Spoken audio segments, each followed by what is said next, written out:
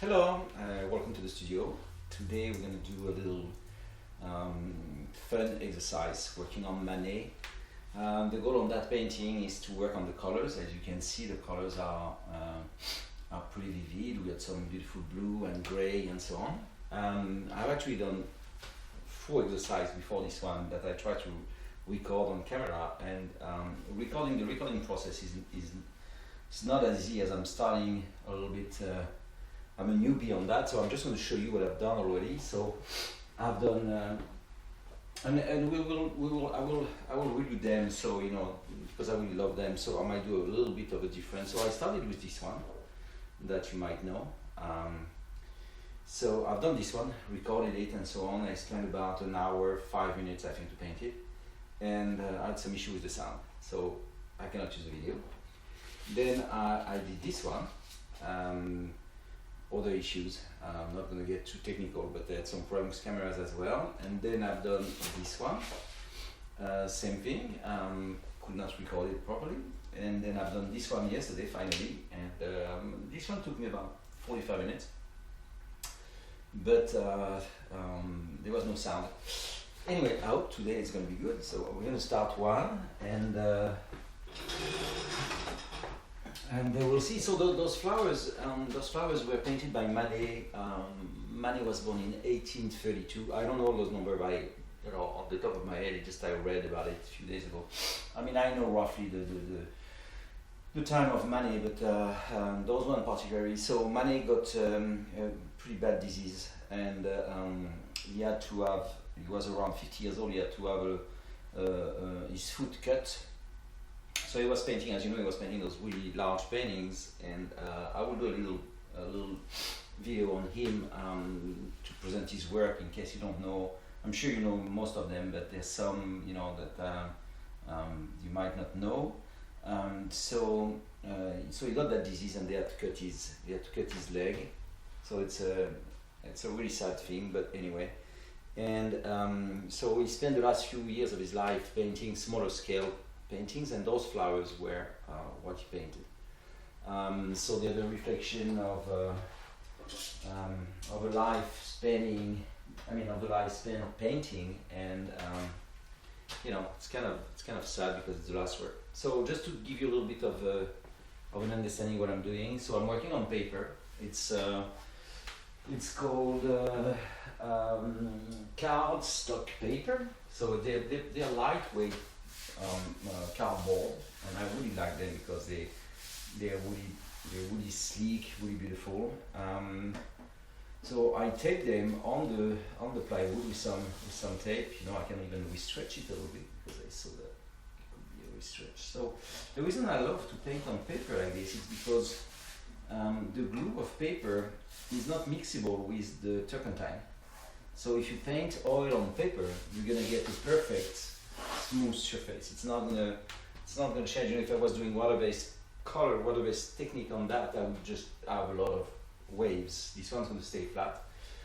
What I like about it as well is cheap. Everything that is exercise, when you do things like this, you don't want to paint on the canvas or something, because sometimes painting on canvas can be a little bit, I won't say traumatizing, but you definitely know you're painting on something that is worth a little bit of money, and it has an history, and obviously the canvases are something a bit special. So painting on paper is really good. So I have my palette. So I have the greens, the reds, the blues, orange, yellow, some white, and I'm going to use for that painting. I'm going to use some. It's called liquid. I will give you all the details of the brand and so on in some sort. I will have to figure out how to do it to give you all those information, but to set up the studio. I have a bunch of brushes. They all brush. I don't have any new brush on the. The way I work is that once in a while I get a new brush. It's like having a new family member and some old family members to go. So when the brushes are really damaged, I just throw them away. The thing is that when you start working with a brush, there's a moment where the brush belongs to. You get used to the tool, so you don't want to get rid of it because you're used to it. So anyway, we're gonna go to the close-up. So I'm gonna show you how I start the painting. So I pretty much start all the same with this particular type of work. My turpentine is a bit yellow. I don't know if you can see it, but it's a yellowish turpentine because I recycle my turpentine. So basically I put them in a bottle and I leave it for a couple of days and all the pigments fell at the bottom of the liquid and I can reuse the turpentine. So I never throw away any turpentine. And that's not turpentine I'm drinking, it's tea. It's okay. So on this one, I have this beautiful background, kind of bluish. So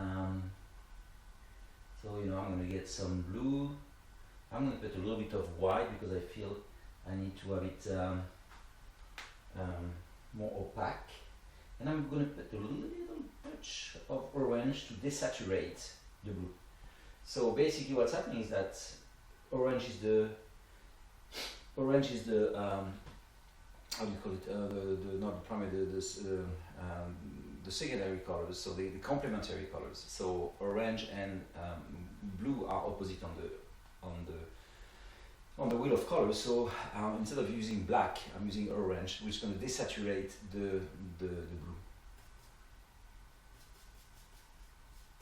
So what I really want you to do on those paintings particularly is just to have fun. This whole exercise is about experiencing colors, and the other thing that is really important that you need to experience on that painting is to have the joy of freedom. So I don't want you to over stress or whatever. It's easy, it's an easy painting, it's just cool, it's beautiful colors, we're just gonna have fun doing it. So you see I outline the painting pretty quickly. So what I like to do, particularly for this kind of thing, is that the screen I'm working on is pretty much the same size as that. So I can use a negative space. That means I can use those space regards to the screen. For example, I locate things regarding not only the item itself, but the edges of the canvas. It's going to help me to build the thing.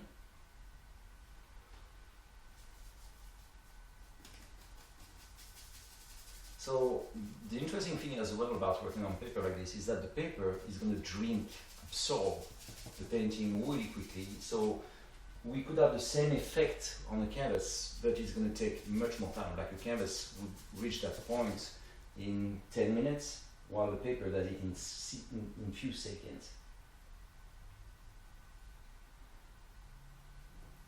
Still some orange. So right now I'm using quite a lot of liquid, because it's going to help me to block the surface, to block the paper.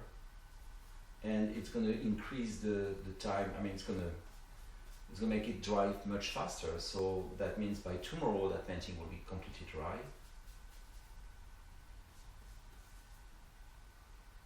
So you see, I'm turning around. I don't really care right now if I, overlap the flowers. If my composition has to be really fine and make it more precise, like the shape of the leaves and so on. Right now, all I'm trying to do is just to cover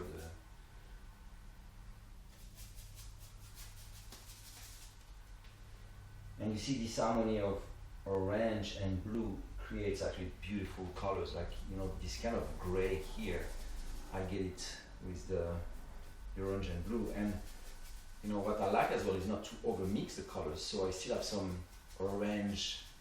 Like here I have a bit of orange appearing among the blue.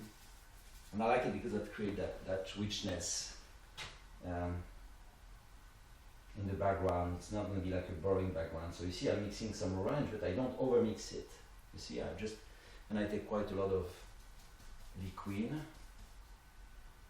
And you see right away I have some beautiful colors that appears.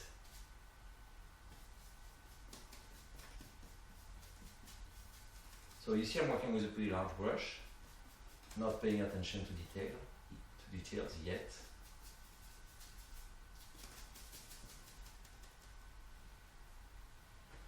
And here we come almost to a really light, beautiful gray. Okay, and now the foreground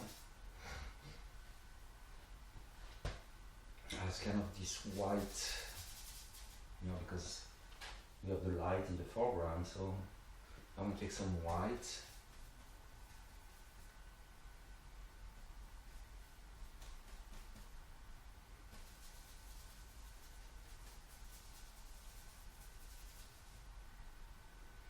same thing. I don't want to over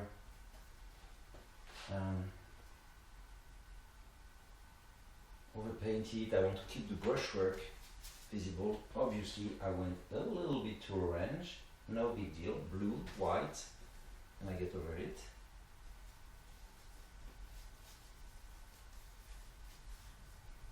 Which I like because this orange somehow will appear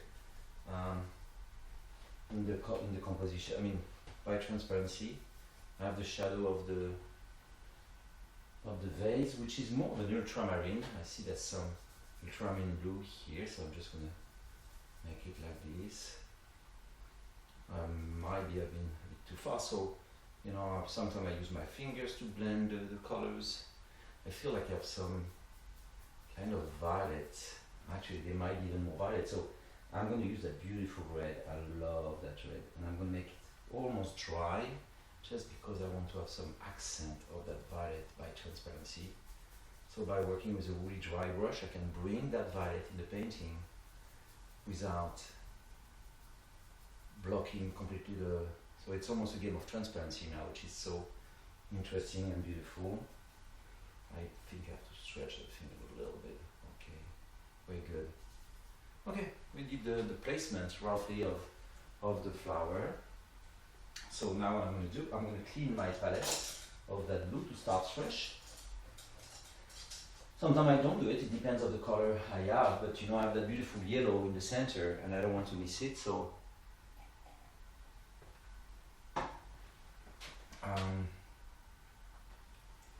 okay, so I'm going to switch of brush for the yellow because I want to make sure I have a brush that is pretty clean. If I have some blue in my brush, there's a lot of chance my yellow is going to turn into a green.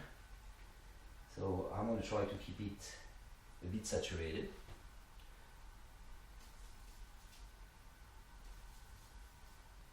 You know, right now it's difficult because of course it's white on white. Oh, by the way, I didn't tell you, but the paper I'm working on has a little bit of a yellow-orange tone. It's not white.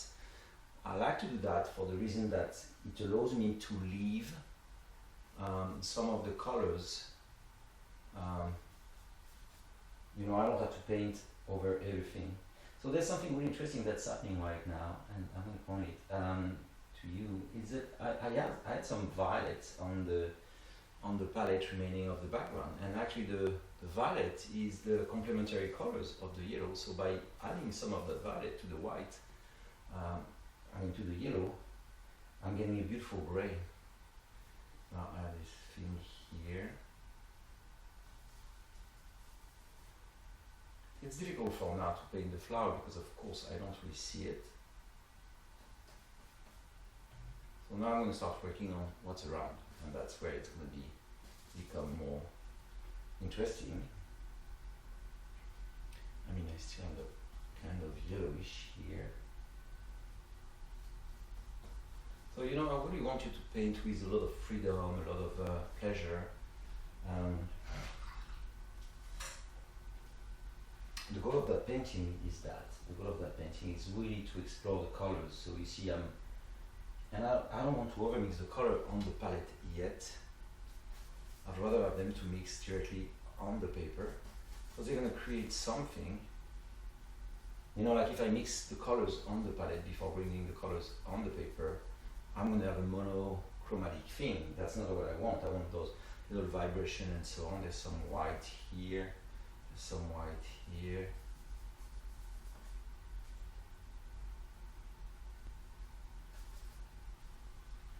Okay, there's a darker green, kind of bluish actually. So I'm going to make it, maybe I'm too blue. I'm going to get some green, and there's something here. And then with the same kind of blue, I have I have this dark area here.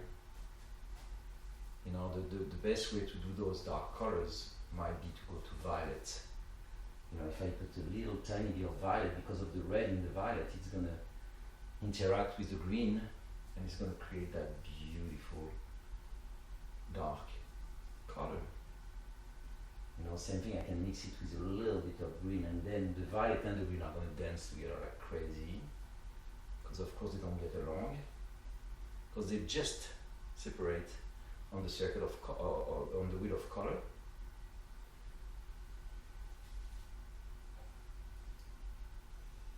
There's this kind of lighter color here.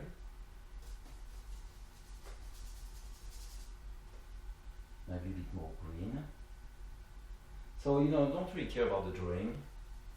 You know, what I mean by the drawing is that if your leaf is not exactly where it should be, and so don't really worry for that painting. There will be, you know, when we work on portraiture or something like this, it's a different story, but on something like this, I want you to keep that, the joy of painting, like Mr. Bob Ross would say. And it's important to keep the joy of painting. You know, it's people will feel right away if you did a painting and you worked on it instead of having fun. And if you have fun on the painting, people will feel it and will say, wow, that's cool. Because painting should not be something where you torture yourself too much. That's why portraiture is difficult, because it's difficult to do a portrait without torturing yourself, because it's difficult.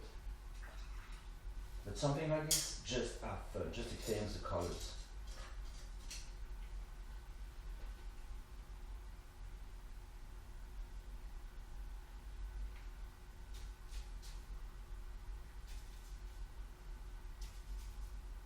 And you see, I'm trying to note where are the darkest red.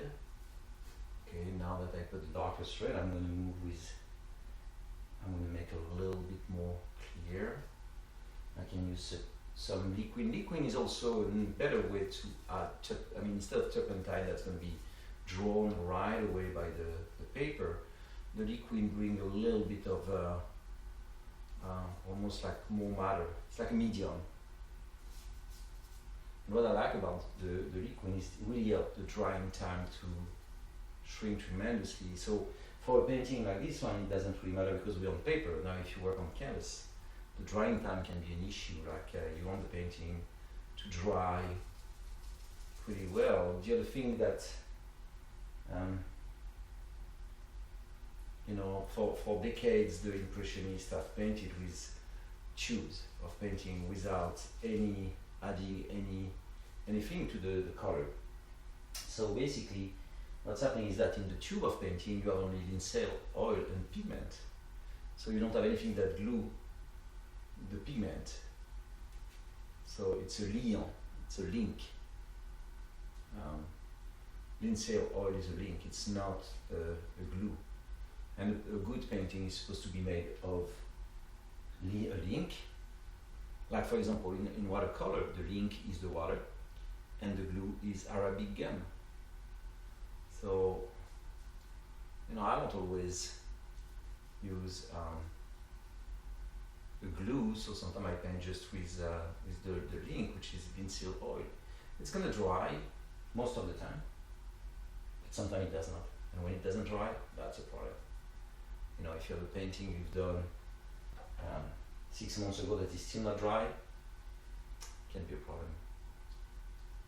The thing is that now, because of new technologies and so on, for example, I live in Florida, and in Florida we have a big problem with moisture, and you know, the house being molding, which is kind of a mushroom. So they put some stuff in the painting. There's a little orange, I'm sorry, I saw this one and I just want to put in. So they put in the painting, they put some chemical to avoid the painting to get moldy. And for some reason, I don't know what they put, and I talked with some technician at different painting stores, so they don't really know what's inside. But the thing is that sometimes it's going to impede your painting to dry for months. It's why I'm adding that a little bit of liquid is always a safety measure. Like for example, I know that that white takes forever to dry.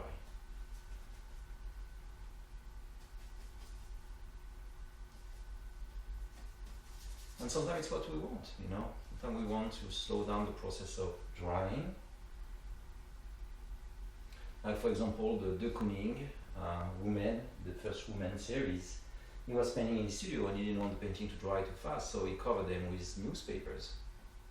And when he took them off, the newspaper were printed on the canvas. So if you look at some of his painting, you will see that there's a transfer of the ink of the newspaper on the painting.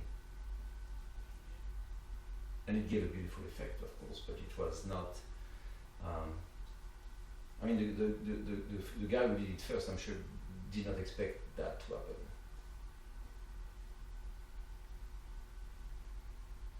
So you see, I'm just moving around. This one is simple. I'm not going to spend tons of time on this one, but it's a really simple painting.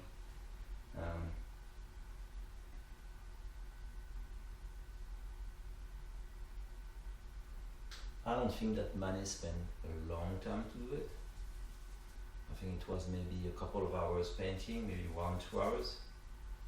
Maybe he was having,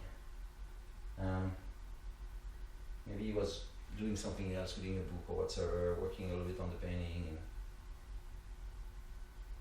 And so you see there's a lot of different blues in the vase. There's some cayenne blue, there's some ultramarine blues, there's some, so I'm just trying to get all those nuances of blues. You know, if you use only one blue, it's going to get boring. So you see I'm moving from an ultramarine to a cyan blue to, and you can say I'm not struggling. I mean, I'm not trying to overdo it. I'm just trying to really enjoy the process.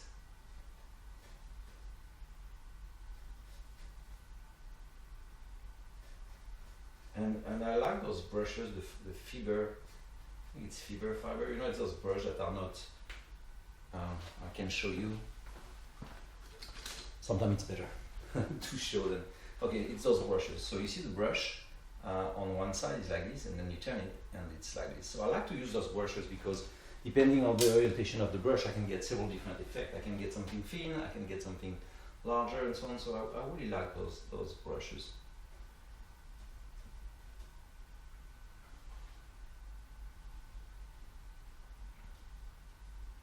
The blues usually dries pretty fast, so I'm not worried about adding too much liquid in those ones.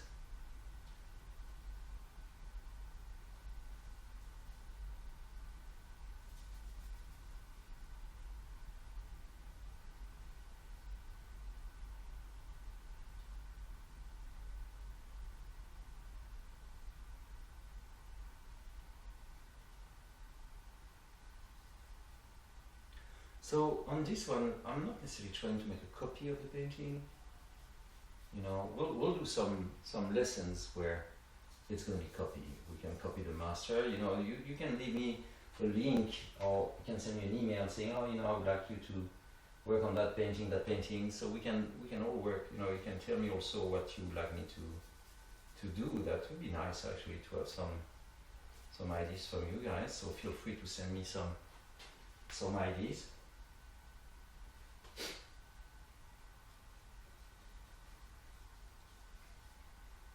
We have a lot of pollen, so my nose is running a little bit. I might even sneeze, oh my gosh.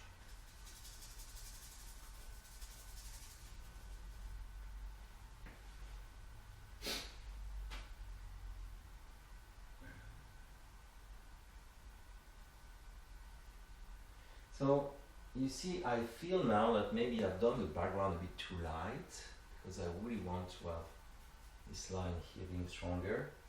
I feel like there's some violet and green, so I'm just going to mix them and, you know, get close to the, maybe even adding some orange in a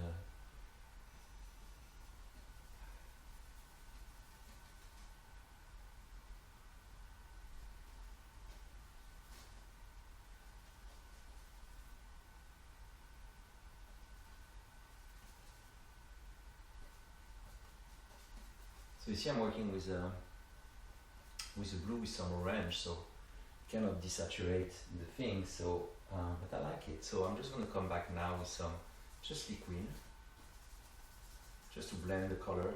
But you see, it helped me to project those colors in the front.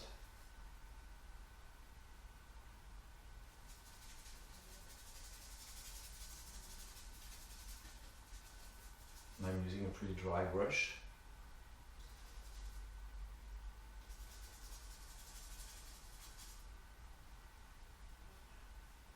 And you know, when I do something, like for example, you see that the shape of that leaf was not okay, then I just fix it, you know, I just paint over it. If you see something that is not right, just, you know, fix it.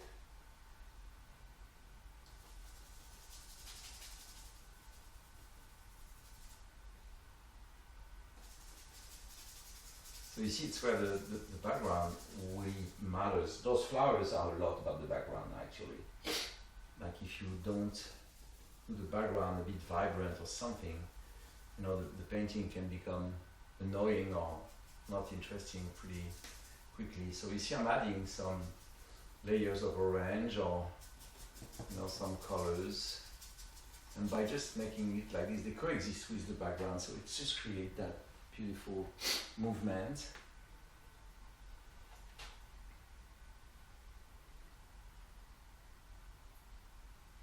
The vase seems to be really simple, but actually it's not that simple. There's a lot of colors and we need to try to get them.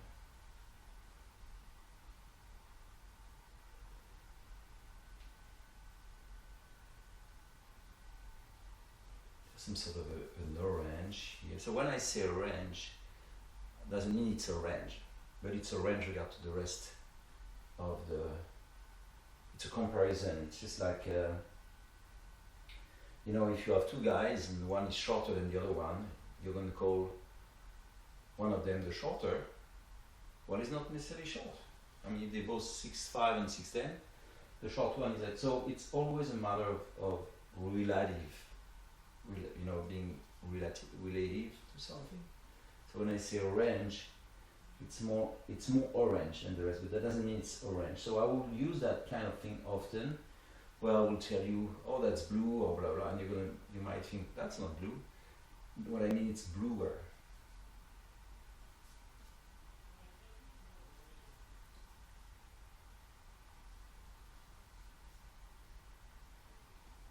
It's like it's a way to classify the colors.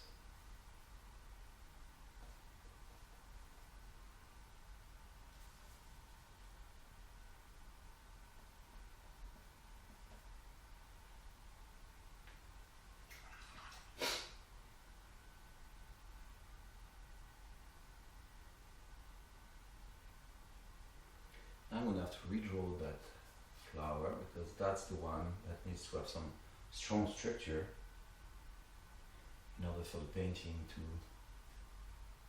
make sense.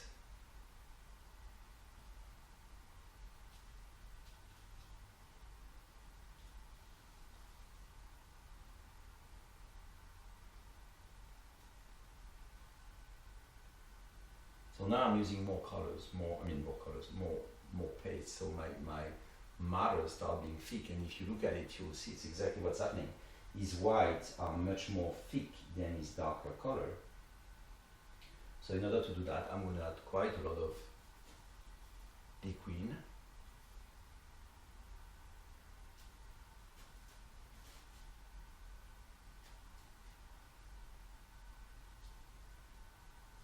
See, I want those edges to be a bit sharp here, because they're the one that's going to give the feeling of the flower being in the front. So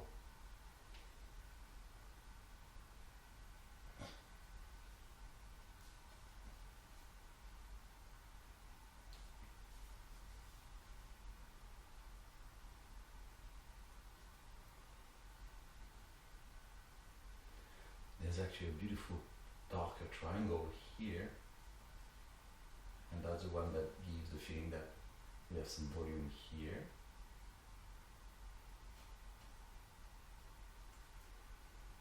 I have a little bit of green, I have a little green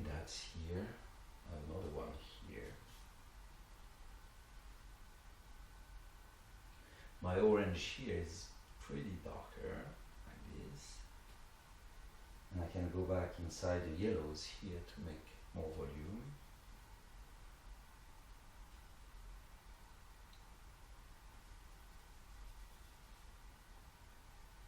Okay, I can also work from the outside and to make sure that those lines are really sharp. Now I'm going to use the flower there, just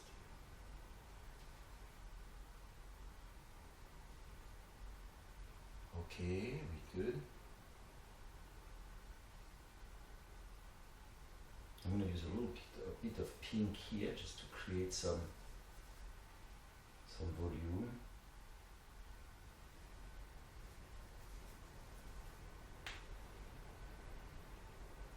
I mean, there's nothing like pen that I don't see.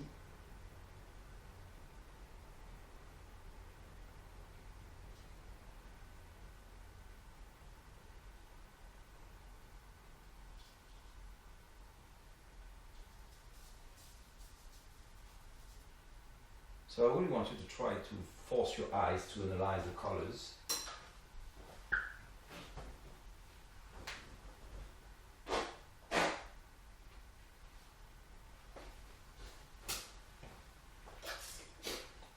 So let's go back to a wider angle so you see what I'm doing. So you see the flower starts looking pretty cute.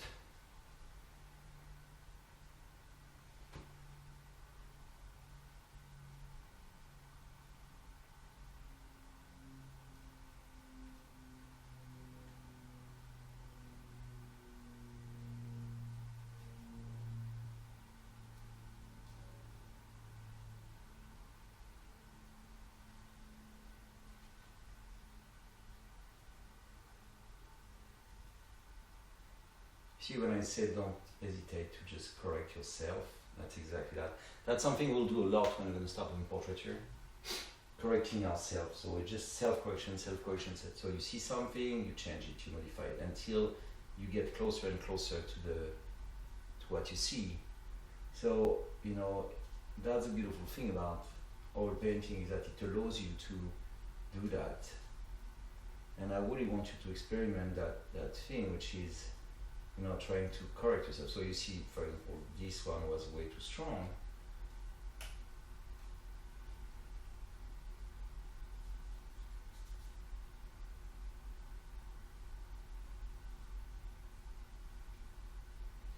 I can also, you know, I need to give some structure to my vase, so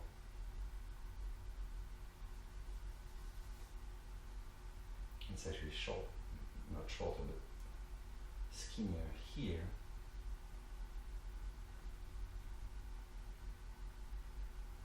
So you see, that's exactly the point for this one. I work not from the vase, but I work from the outside, and I push the vase from the outside. So try also always to remember that you can always work on both ways. I feel I'm a bit too dark here, so I'm just going to put some lighter color, and by using a dry brush, what's happening is that I have all those under layers that are alive that you can see, so it's creating more richness.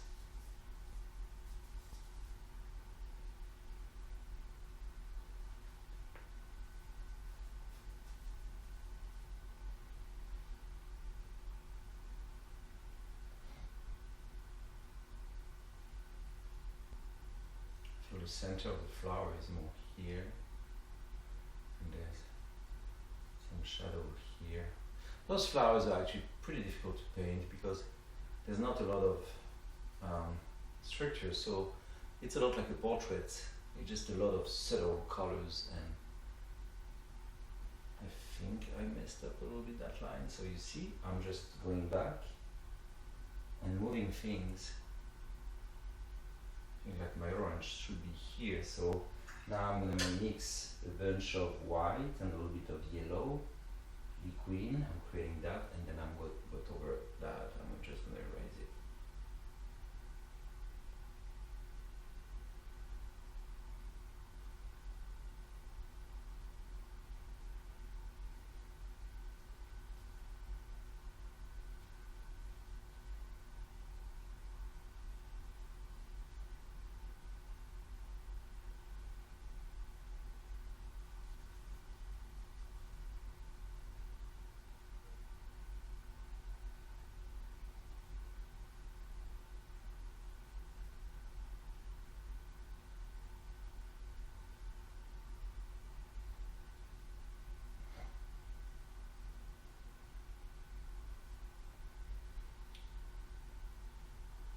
same thing, drawing from the outside and darkening the background if I want the painting to, if I want here to be more distance or more contrast, I would say. I'm also trying to create some passage. That means that the light needs to get into the flower in and out and so on. So there's a circulation. So, there's things where the lines needs to be blend. Like for example, I think this line needed to be blend. Same thing here. I think it's a bit too strong on my paintings. So I'm just gonna blend it a little bit like this.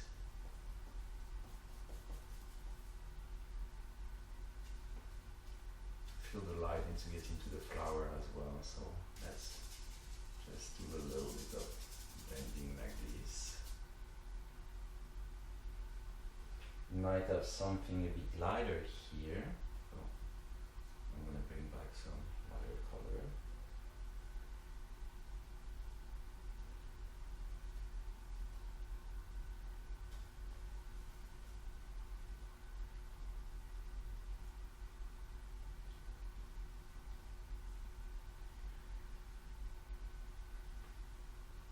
Feel like I have a little darker spot just here.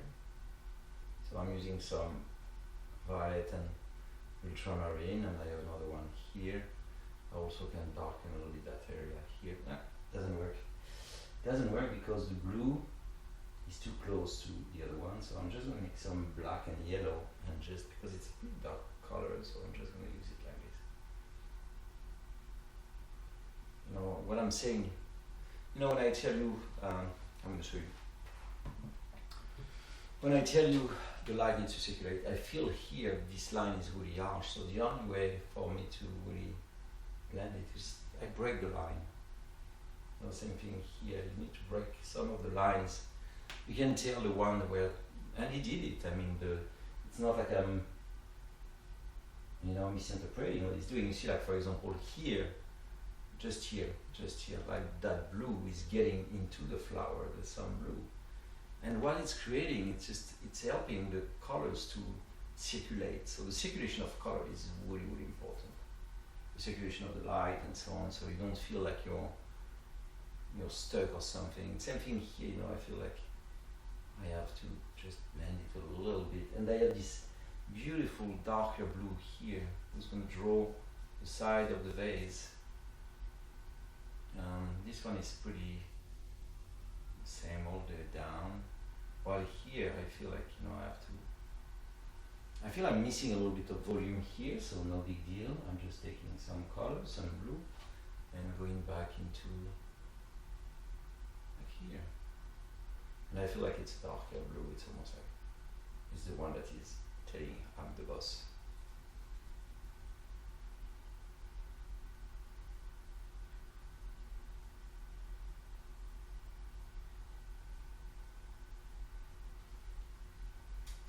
And you see, I feel like here I have a little bit of a darker color here. That's going to make the vase go in the front and like this. And maybe a little bit of white here. Okay, and some transparency in that.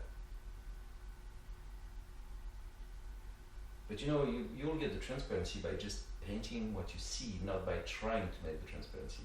Sometimes people ask me, how do you paint, a glass, for example, a glass of water, transparent. You just forget it's a glass of water. You just paint what you see, and without any effect.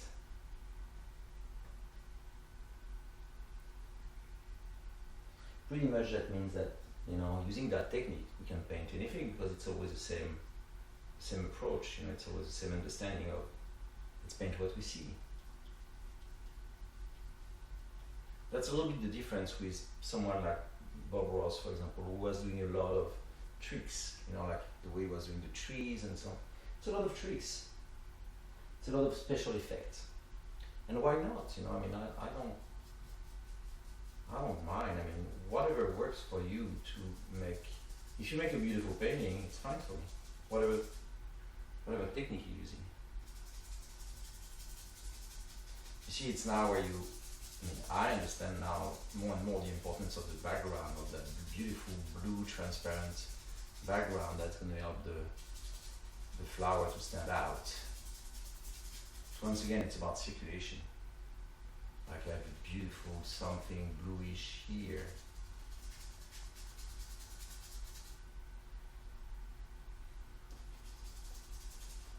Okay. I don't want to do much more than that on this one. So now the beautiful thing about painting on paper, I'm going to show you, and it's one of my favorite things ever. It's just when you take off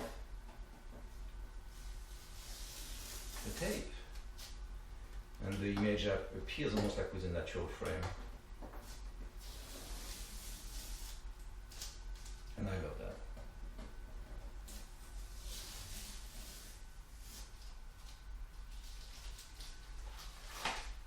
I mean, if you're really concerned, you can also let the tape, you leave the tape on the side of the easel, you just do it on the easel, and you can reuse the tape. I'm not going to do it with you guys because I don't want the tape to confuse you with the image, but it's something you can do. You can reuse the tape. Anyway, so here's the painting, and we're going to put it close to the other one. And she's part of the family. Well, let me try to hang it up a bit differently so you see it. Yeah, it's part of the family. It's nice. One more. So I want to do about,